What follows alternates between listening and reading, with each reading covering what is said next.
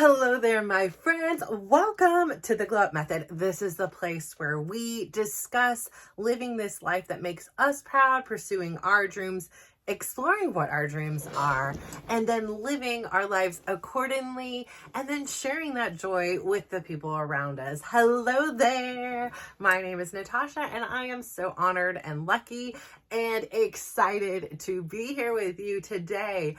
Hello there. Today's subject is all about how bad do you want it?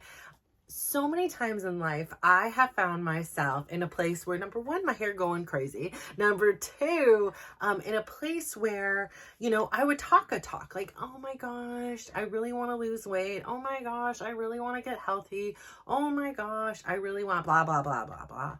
But so many times my actions did not meet what I wanted to happen. And what I've learned in life is when I ask myself, like, how badly do I want it? When I really want something, there isn't anything that stops me from it, right? Like, I can't is not in my vocabulary. And even when I hear no, somehow, some way, I believe in there that there's still a little margin of error for yes.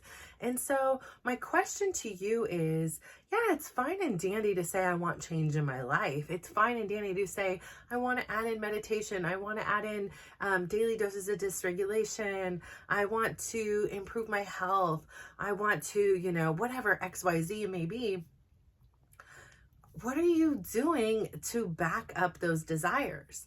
And so when we're in this pursuit of living a life that makes us proud, it's about not only having the ideas and concepts of what we want. That's a great beginning, right? Because if we don't know what it is we want, how do we pursue it? And how do we realize what we want unless we pursue things? And some things we may get and be like, I didn't really want this. And that doesn't break our spirit or our forward progress. It just basically keeps us going because we know, no, this wasn't it. That isn't the right path for me. Whether that be as a job, a relationship, something that you're doing as a hobby or your time. Everything has a time and space and everything builds upon each other. And so there is a reason for it. There is a lesson there, whatever it may be. So I really want to ask you today, how badly do you want it? I'm imagining that you are here because you want change. I am here because I want change too. I am here because I want to celebrate my wins or the losses and then say, hey, look at where I was and look at where I am today. I mean, when I go back and I rewatch some of these things, I'm like, wow, this girl is about to encounter a lot of things in her life and she is going to persevere. It's about that daily grind. What are you willing to do on repetition in order to get to your goal? So for me, what am I willing to do? I'm willing to do my 10,000 steps. And that isn't exactly where I'd like my goal to be. I'd really like to hover around 15,000 because that gives me the freedom to eat everything I want, stay within my thing, my, like in the maintenance kind of zone where I feel most comfortable in my own skin. However, I have an injury and that injury isn't in my control, right? I can do everything right. And some days I just wake up and it hurts. I can do everything right. And I just sit in a car and it hurts. So there's some parts of it that are in my control and I'm actively thinking like engage your glutes, engage your core, right? I'm working on the things that I can to hopefully help manage and live with this pain and also not get it to the point where it's so bad that I can't sit here and have a conversation with you all. And so you have to take varying factors in. And, I say that and even when I watch back, I'm like, wow, I have had I'm like, oh, sometimes I'm like, my bad, I have learned how to live with this inconvenience. I'm hopeful that I am trying new things and doing new things. And some things I see success and other things I irritate the crap out of it and it's angry and I have to let it calm down and settle. So as a result, I'm like, okay, 10,000 steps. I know if I get that, it may not be exactly what I want to get on the day-to-day. However, it is where I can maintain the balance of life, where I am able to still do my dancing, I'm able to still do my walking, and so I get that balance of being able to enjoy life and not irritate some nuisance in my back that has bothered me for some time. So, I'm trying new things. Like maybe if I get the skin removed, I don't have the extra thing. Doing pelvic floor PT. I'm doing, PT of other muscle areas. I'm really being cognizant in my gym when, trying to think about that mind and body connection there, because so many times my default setting was just momentum. Like we're just going through the motions and we're not thinking about it. We're just trying to survive, and taking things slower and realizing I may not be getting these drastic ranges of motion, but sometimes slowing reveals a bigger piece of information. I have some money on Buddha here, and I just knocked it and he fell off. So, I say all that to say sometimes in order to see and improve, we need to slow down. We don't have to be in a hurry through everything, but what we do is have to consistently show up. So I consistently choose to show up in a form of taking 10,000 steps a day. Now, there are times in which I can't, right? There's times in which I'm unable to. There's times in which my day may have gone by and it's after midnight, but for me, if I haven't gone to sleep, it's still part of the day. So I'll then subtract it from the following day. I have a pattern and a thing that works for me. You have to find what works for you. But I have the bigger goal. My bigger goal is to be healthy. My bigger goal is to share with you all my health journey. And it's easier in a sense to lose the weight. The maintenance is the boring part. When you're losing the weight, you're constantly getting feedback from others. Oh, you look great. You've lost weight. And it gives you this little like a dopamine, gives you this little high, like, yes. And in some ways for me, there was like this whole reverse psychology. Like I'd be doing good and somebody would say that and it would throw me in a tailspin. And suddenly I'm like, oh my God, they said I lost weight. And next thing you knew, I was binging an entire pint of ice cream. And I was like, where did that come from? Because I was like, oh, I have this comfort of knowing. So being able to learn how to manage and live with this lifestyle I've chosen, it's not really hard because I haven't put too many rules on my life besides here's the time in which you can eat, here's the time in which you can't. And even that is fluid. What other rules is here's the times that you have to do, you have to get your steps in today. Okay, pretty easy. Now, not that it always was, and not that it always is. I can be in a lot of pain some days, and or mentally, physically, emotionally, spiritual pain. Pain comes in a lot of different ways, or just simply just really busy and overwhelmed, and it becomes a little more difficult. So it's not always easy. It is simple, but not always easy. But like I said, I eat everything. I had ice cream. I had a quesadilla. I had steak. I had guacamole. I eat what I want to eat. And I am of the understanding that my physique and my health may be even more improved if I made alterations, but this is what I'm comfortable with at this time of my life. I don't feel deprived. I enjoy the lifestyle, and I want to celebrate that because I want to enjoy my life. And for me, enjoying my life makes me proud. And for me, sometimes eating food that isn't necessarily the most clean or healthy or whatever it is, even though I don't do it all the time, is I enjoy it. I like it. And so I want to be able to do that. And I want you to know that, getting your health back, it is not a punishment. It is not a lifelong sentence of eating, raw broccoli and boiled chicken. And if you love those things, great, power to you. I just don't on a, continual everyday basis. And I want you to know that, exercising doesn't mean you have to be doing 100 million burpees and running on a treadmill with a 12 incline. And, it can be defined as anything you want. Like I was in the gym the other day, I was sitting here and I looked around and I was like, I had this default setting in me, this core belief that was so false that getting healthy was a miserable choice. Getting healthy meant I couldn't enjoy the life I wanted. Getting healthy meant I went to the gym and got my butt kicked.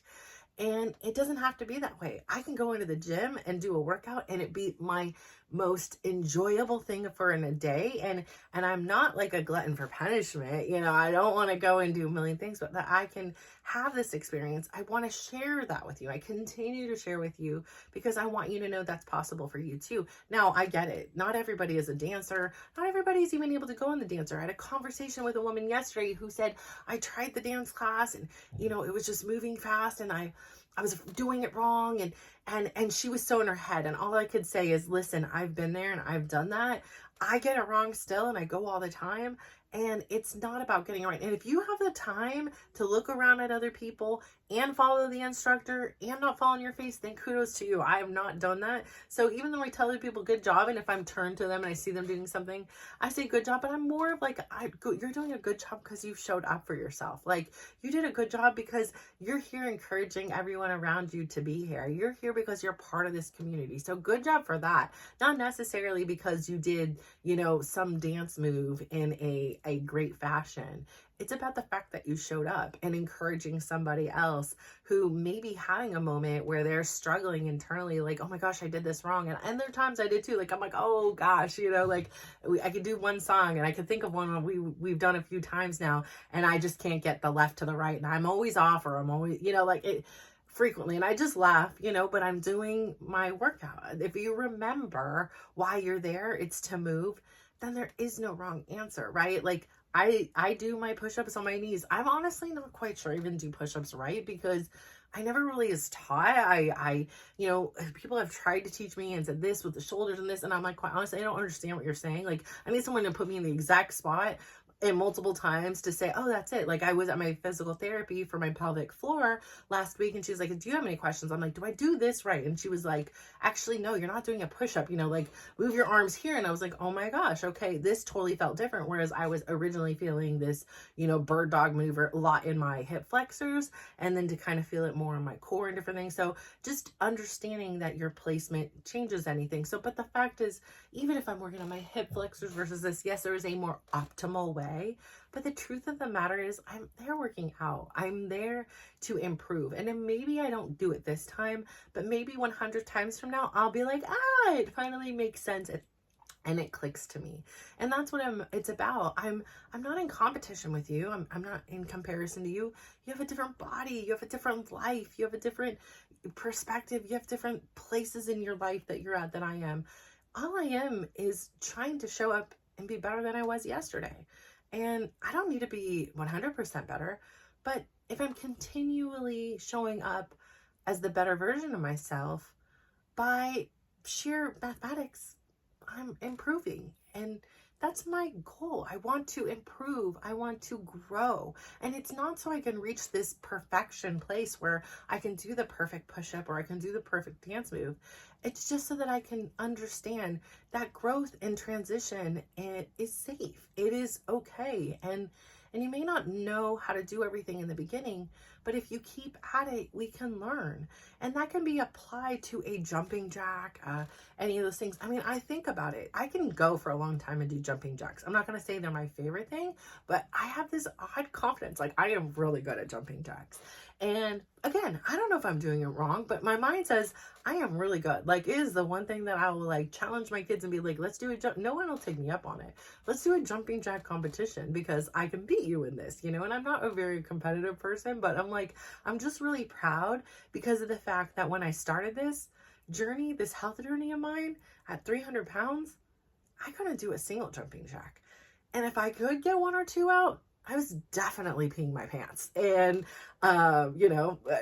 sorry for the TMI, but that's the truth. I had so much weight and so much stuff that my bladder couldn't handle a jump and carrying all that extra skin and tissue and fat and everything else that was in there. It couldn't handle. It was like, nope, gone, I am so proud of the squats I do, and I don't know if I always do them right. Again, that's what I'm saying here is like, I do what I feel like is right, but I don't have a coach to say, here is the exact, here's the exact way to do it. Here's where you can improve and things like that. And maybe down the line, I will get somebody to, be like, oh, because I would like to be doing things in the optimal way. But for right now, I'm just glad I'm doing it.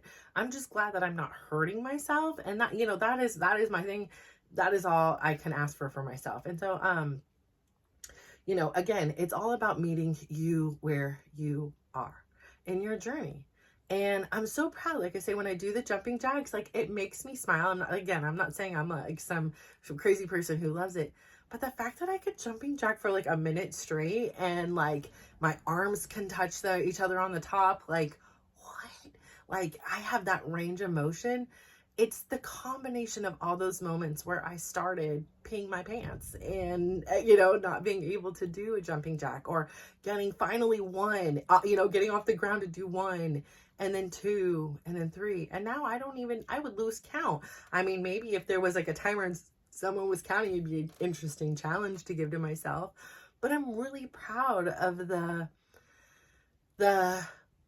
ability to grind it out, the ability to show up, to reach this habit of mine, to be healthy. And I'm not saying I do jumping jacks all the time or doing them on demand. I do them in my classes. Like, another thing, I used to love jumping rope. And recently I was like, I had a great spring activity. Like, maybe I'll start doing some jumping rope instead of just running. But I really used to enjoy jumping rope. It's something very innocent in it. It takes me back to, like, I can hear the sound in the playground when I was a kid. It kind of goes back to this part where, I've lived this very responsible life.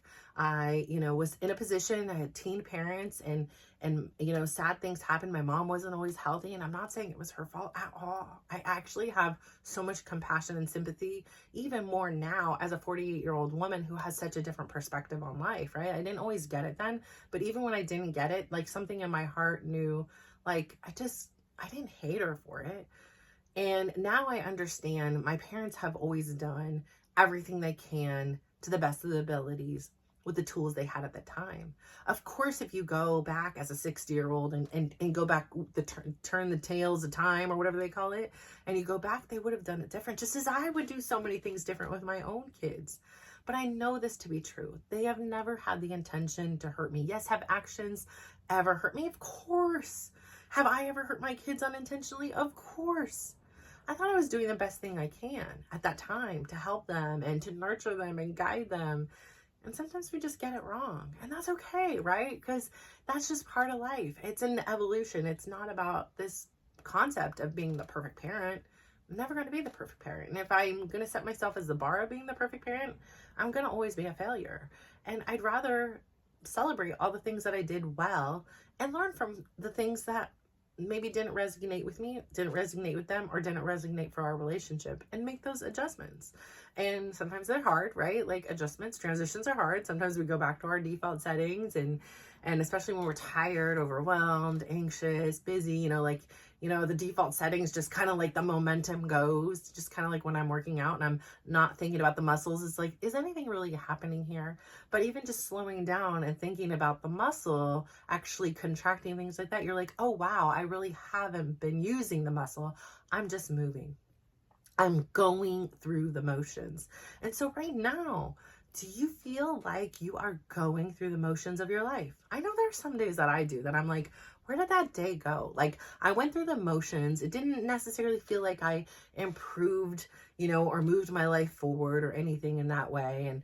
And so much so, like, a few years ago, before I began my journey, I felt like I was just going through the motions of life, where I felt like I was just a shell of a person. I had no me. Like, there was no me. Me was just this combination of everybody else and how they wanted me to show up. And so the beauty of this journey, and what I want to reiterate for you, is I really appreciate the fact that you're on this journey. Yes, it may not feel like you've started, but if you're here watching, you have already began. You are on your own journey to live this life that makes you proud, that you're proud of, right? Because if you're doing things that make you proud, if you're living a life that makes you feel proud and good, it's this, like, kind of checks and balance. You may do things and then suddenly you're like, I thought I'd feel good about that. I really wanted that. And then it kind of doesn't connect with me. And then you can check back. And then the next time, okay, I didn't like that. Or you could maybe make a repair if you said something or did something or whatever. Depends on what your, the circumstances may be. But really, really honing in and thinking about what makes you proud. Like, sometimes I'm proud just looking out at my succulents. Like, I did that. Like, these were just little succulents that were unrelated. They just were out in the world, and I put them together. I took the time to, amend the soil and feed them and water them. And I made the really difficult decision, like I've said on here before, is when I really wanted them to work out here and they didn't. I made the really difficult challenge to move them to a different environment that they would thrive in so that they can make a good foundation. And then I could bring them back, which again, I've connected to Chris and I many times, but it's so true to look over and see them flourishing, just like Chris and I's relationship is flourishing. It is such a beautiful testament. And, you know, yesterday I was speaking with a friend who was recently divorced. Her and I ended up having so many things in common. It's crazy. We both have 4 kids. We're about the same age. And her divorce was like, I think she said finalized about a year ago. And I, you know, finally had told her like, oh, hey, you know, because she had asked like, how long have you been divorced? And I was like, well, actually, you know, my husband and I are dating again. And she's like, really? You know, like, how do you feel about it? I'm like, it's so much different this time. And that is what is important to me.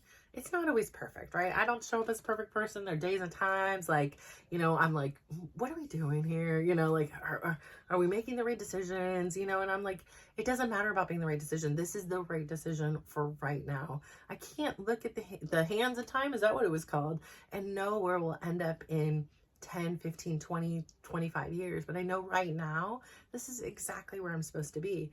It's this supportive and funny and goofy and mutual relationship. It definitely feels like a partnership where it does not feel like I am, you know, pulling all the weight. And I would think from him, it doesn't feel like he's pulling all the weight either.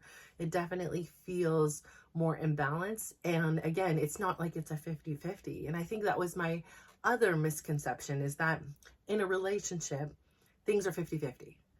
And what I've learned, thanks to, you know, the modern technology of like media and sharing of knowledge, is I got a real aha moment when I realized and heard it's not about being 50-50. It's about meeting the other person where they are in that moment. So sometimes I'm living at 100. I'm at a 90. I've got like, hey, I got a lot of energy. Maybe Chris is only at a 10. And so that maybe means that I'm pulling the weight a little more. I'm doing maybe a little more dishes, or making a little more of the decisions, or contributing a little bit more money, or whatever it may be, being a, you know, the more strong parent or whatever, the more, you know, whatever. And then there may be times in which Chris is at 90 and I'm at 10. And he's meeting me there and helping me out with these things. And that's a good team for me. That's what it's about. It's about meeting where we are today. And so I had to first learn how to do that with myself. In order to be able to share that grace for other people, I needed to be able to give that same grace to me and understand that just because yesterday I was at a 90%, it doesn't mean today I have that. It could mean that some days I'm a 10. And that means I show up, and there's some days I'm on here and I'm like, listen, I don't know what to say. Like, this isn't going to be my best one, but here's the truth. I don't think there's ever anything wrong with being vulnerable and honest. I don't think there's anything wrong with understanding and raising your hand and saying, I'm struggling today. I don't think that there's anything wrong with sharing your experience, because I know when I oftentimes felt like I was struggling, I would look around the world. I would look around social media. I would look at friends. I would look at magazines and books and things like that. And you didn't see anybody else struggling. And you were like, what's wrong with me? And you're already in a deficit. You're already feeling overwhelmed, you know, hurt, sad, mad, whatever it is. And I at least didn't feel like this was a shared experience. And it's not that I want anybody else to feel that misery or that pain or any of that stuff. No. But just when you feel isolated and alone, like it could be like, why me? Why always me?